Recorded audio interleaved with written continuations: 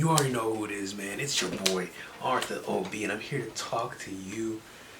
That's not how I want to start this. It's your boy. It's your boy. I don't have the energy right. I don't know how I even want to start this. I don't even think I want to do this here. Yeah, no, we're gonna move it. We're just gonna calm down. I don't know. Let's take this somewhere else. Here we are, me and you, sitting right here, crisscross applesauce. I don't want to perform for you today. I want to have a heart-to-heart. I think this is an important video. I've been planning this for like months, but right now in this moment, my heart's racing, and I can't explain it. Maybe being in this heightened state will give me my most genuine self for you. Okay, 2020 has been one of, if not the worst years in the history of the world. This one's been different. It's definitely one of the worst years in my generation's life. We've just lost so much. Like so much, you know. Just here in America alone, 300,000 and counting. I lost my grandma. I lost a close friend of mine in January before all this shit happened. A lot of us lost our way of life, just the way we do things, you know, the way we move. We lost a lot of famous and impactful people. I think for me personally, Kobe Bryant was probably the most impactful. We just lost a lot this year, and it's just crazy to think about that. I sit here and take it in, like, you know, as we've like lived it in real time. It's like crazy because this shit is gonna impact a lot of us like long term, like forever. Even when things go back to like normal-ish, some of us are going to be changed forever. You know what I'm saying? And that's insane. On a personal level, 2019 was a super rough year. I think now, just because of like the residual impacts, I can probably say it was the worst year of my life. At the time of it happening, I can only compare it to like my first year of college, which my friends know was super rough. But I don't think I sat with that as long as I did last year's shit. My first year of college, I was able to leave it feeling accomplished and like optimistic that I could redeem it. All the shit that happened last year has kind of sucked the hope out of me for my future and a lot of different stuff. And so I'd say last year was the worst year of my life personally. I very much was looking forward to a redemption year. I thought, okay, cool, you know, that shit sucks, but I'm gonna change it. You know, I gotta replace those bad memories with good ones. Like, it's crazy, like for real, like I really mean it. I had this whole thing in my head, right? I bought this notebook. Literally, I'm not gonna like focus that or anything, but I had like pages full of like, you know, goals, you know what I mean? And I was like, cool, you know, like last year was tough, but you're gonna redeem it. You're gonna replace those bad memories and experiences with best memories and experiences, the best year of your life, you know what I mean? 5 trips via plane, 2 road trips, 4 to 6 conventions, 4 concerts, 4 festivals. I want to fly my brother and sister from Canada here. Just do a lot of shit, you know? And I was really dedicated to making this year be the best year, at least of my adult life, because I felt like I needed it. I felt like I deserved it. I felt like the only way to feel better about the previous year is to have a year that beats all the years. You know what I'm saying? Like, I very much was committed to that. It was all about replacing those memories with new ones. You know what I mean? Naturally, that's not what happened. A lot of people had similar plans, not because of a bad year, but because, you know, they just were living their lives. You know, there were so many special events, weddings pushed, everything, you know, and we all had to adapt. The year for me didn't end up being a bunch of extravagant events. It ended up being, you know, me adapting to the times, and, you know, I was forced to confront everything that I was attempting to run from. You know, just being alone for that much time, you don't have anybody but yourself and your thoughts. It really forced me to be kind to myself for the first time since like maybe high school. You know, I just turned 28, so that's like 10 years ago. But when I started college, I just felt like I was underachieving and not really being who I thought I was and who I thought I was meant to be, and I was just struggling a lot, and I just felt super alone back then. I was always beating myself up. Why aren't you having a good time like everyone else is? Why aren't you passionate about your studies? Why aren't you getting to where you need to get to? And then when I started dating my ex, it's like, why aren't you good enough to be with her, and why aren't you accomplishing this and that? Then when I got out of school, it was, why aren't you working a full-time job? Why aren't you making enough money? Why aren't you doing what everyone around you is doing? Why aren't you growing up? And this was like the first time in all that time where I just kind of was able to finally be like, it's okay. The timing of it was crazy because I had just quit my job that was making me miserable, and I felt good about it. And so, you know, it was one of those moments where I was like really learning to trust my intuition and my feelings, you know what I mean? Which was a huge lesson that I took from last year. Like maybe 3-4 weeks after that was lockdown. And so it was like, damn, you need to find a job and places are closed. At first I was beating myself up about that because I was like, oh, I gotta do something, I gotta figure it out. And then it was Lena who talked to me, and she was like, everybody is in the same boat as you right now. As fucked up as that is, like, I don't want anybody to be struggling, but it was a moment where I was like, yeah, we're all powerless in this moment. And in that moment, I was finally able to stop telling myself that I wasn't doing good enough and I wasn't enough, and that it was okay to be where I was at. The only time in my adult life that I was able to really do that and mean it, I needed that. I probably needed it 10 years ago, my freshman year of college, you know what I'm saying? But I needed it for sure. It really helped me, I think.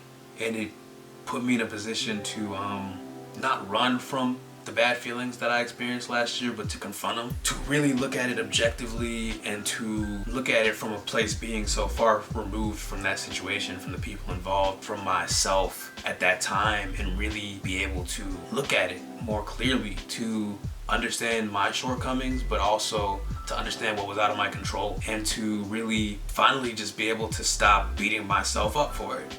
You know what I mean? Like, I spent the whole time trying to figure out why I deserved whatever happened and what was my fault and what I could have done, trying to be in control. But you know, you sit there and you finally take all that out of it, and you just kind of realize, like, shit happens, and you know, people don't have the same heart as you, and that sucks, but it's part of life, and you can't sit there and blame yourself for that. I was able to take so many lessons from it.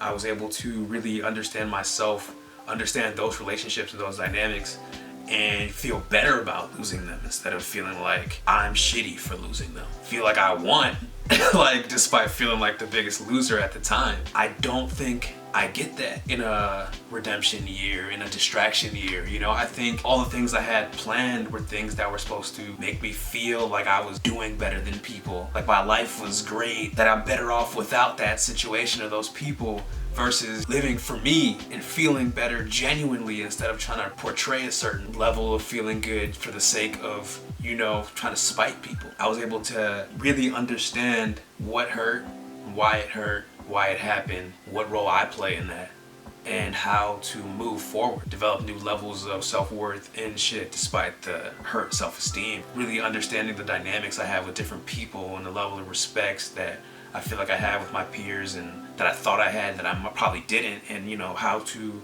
better establish that. And being able to confront those issues and these thoughts on shit, and not even just last year, but like everything, you know, from way past that. Like, I feel like I've just been digging deeper and deeper in myself for the last year. And I think it's really allowed me to understand myself and who I am versus just looking at the effects that things have on me. I feel like I've lost myself in a lot of ways, but I also feel like I've found myself in a lot of ways. And I feel like I'm becoming the best version of myself by taking the bits that I've found and the lessons I've learned and applying that and mixing it, and you know, looking at the things that I don't like and the things I handle in ways that I'm not proud of and the things that I am proud of, and really focusing on those things. I don't know. It's been tough. It's been tough to like think about all the time, but that's just how my mind works. I'm always thinking about shit like that. That's been what this year's been for me. In doing that and going on that journey, and growing into the person that I feel like I want to be and I'm meant to be, I feel like I've also just kind of learned to appreciate what I have better. You can ask anybody, like at the house, I'm always like gone, or I'm always doing things. Like the lockdown thing was tough for me because I'm not a homebody at all. I'm always in the street, and so I was really forced to like sit down and like not be out there. And like I said, that forced me to think about things, but I think it also forced me to appreciate things. You really take for granted what you can and can't do. Literally like a week before it all started, I was like, movie hopping and shit, and now theaters might close forever, and that's fucking sad. I'd go to Starbucks to job hunt while Kaylee would do homework. Like, I lost that. Go out sometimes, haven't done that. I hadn't seen Santino for like months before finally seeing him again. I still haven't seen Lena in almost a year. You know, you just know these people mean so much to you and you can't see them, but before you were seeing them like it was nothing. And you know, you just really learn to like appreciate the time you do get, you know? Like I said, I don't be in the house, and so I spend time with my family like very sporadically. And you know, during the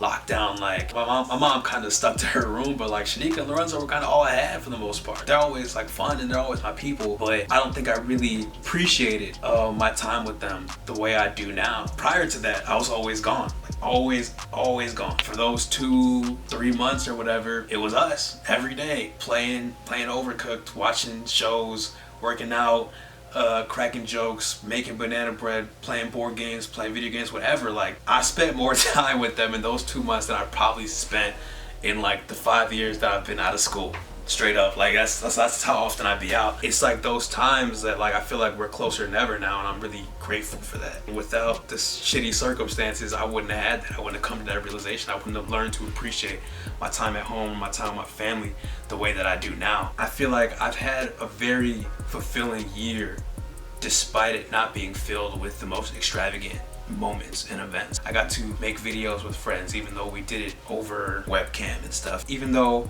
it wasn't the big wedding they planned, I got to be part of Santino's wedding, the smaller one that they had. And despite it not being the way they planned it, like, it was still beautiful and the love in the room was still there. And I'm so grateful to be part of that experience, to see it firsthand, to feel the energy in the room. You know, obviously you would prefer to have the big ceremony and everything, but there's still something special about that. And for me, being able to be there for my guy means just as much, especially during these times. Sure, I didn't get to travel all around the world or the country. Sure, I didn't get to go to all these different events. I didn't get to stunt or whatever. I still got to create these memories that I think are probably more impactful than the shit that I wanted to do. And I don't think I get that without everything that happened. And I'm not here to like invalidate everybody's struggle. It's not like that. Like, this shit, like I said, this is unprecedented, and it's going to change all of us forever. At least most of us forever, at least for the time being. It's that serious and it's that real. But I do feel like if I ended up having the year that I planned on having, I don't think I would have healed the way I healed. I don't think I would have learned to appreciate the people in my life the way that I do now. The moments, big or small, like, no matter the size of it, the impact, it's about the energy, you know what I'm saying? And I felt that in the things that I was able to accomplish. Shit, I fucking bought a car for the first time. I did a lot despite everything that was going on, you know? A lot of times you just don't look at it that way because of the way it's going down, but I sit here and think about this year, and I never celebrate this year in terms of just what it is, because we've lost so much. But on a personal level, it was the shittiest perfect storm of everything that put me in a place to really look inwards and embrace what I had to embrace to get to where I'm going. Yeah, I don't know, man. This year I grew in ways that I didn't expect to. I don't think I would have if it was a normal year. I spent so much time like in a dark place. I mean, you've seen it on this channel. And even at points this year, it was probably like the darkest it's ever been, you know. But I also have been, you know, exposed to and illuminated by the lights in my life in ways that I haven't been before. And even though we've lost so much, even though we have a lot of healing to do as like a whole beyond this whole thing, I'll never say that this year was a good year for me, but I definitely can say that it was probably the year that I needed personally. That's been your boy, R to the OB. If you watched anything on this channel outside of this video, thank you. It's been a journey. I don't know what next year holds for us. I hope that I can still be kind to myself. I hope I can still keep growing, and I hope I can keep growing here as well. I'm gonna be taking some time off, but I kind of alluded to that last video. I don't know when I'll be back, but I am very grateful for every minute spent listening to me talk about shit, driving my car, random moments with my family. Anything that you've consumed here, I'm grateful for it, honestly. I don't know when I'll see you next, but I hope that you have a happy new year, and I hope the future treats you the way that you wish, and that you treat yourself the way that you deserve. Thank you.